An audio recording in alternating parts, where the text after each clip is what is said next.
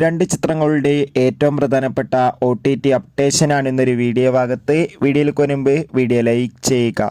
ദിലീപ്, തമന്ന, ശരത് കുമാർ എന്നൊക്കെ പ്രധാന കഥാപാത്രങ്ങളായ ചിത്രമായിരുന്നു ബാന്ദ്ര. ചിത്രത്തിന് ഒരു ആവറേജ് അഭിപ്രായം മാത്രമായിരുന്നു സ്വന്തമാക്കാൻ വേണ്ടി സാധിച്ചിട്ടുണ്ടായിരുന്നത്. ഫൈനലി ചിത്രത്തിൻ്റെ OTT അവകാശങ്ങളൊക്കെ ആമസോൺ പ്രൈം വീഡിയോസ് എന്ന OTT പ്ലാറ്റ്ഫോം സ്വന്തമാക്കിയെന്നും ചിത്രം ഈ ഒരു മാസം തന്നെ ആമസോൺ പ്രൈം വീഡിയോസിലൂടെ OTT റിലീസ് ചെയ്യുമെന്നാണ് റിപ്പോർട്ടുകൾ സൂചിപ്പിക്കുന്നത്.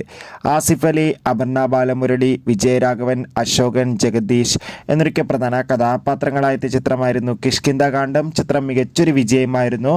എല്ലാ സിനിമാ പ്രേമികളും ഒരേപോലെ കിഷ്കിന്ധാകാന്ഡം എന്ന ചിത്രത്തിൻ്റെ OTT റിലീസ് കാത്തിരിക്കുകയായിരുന്നു.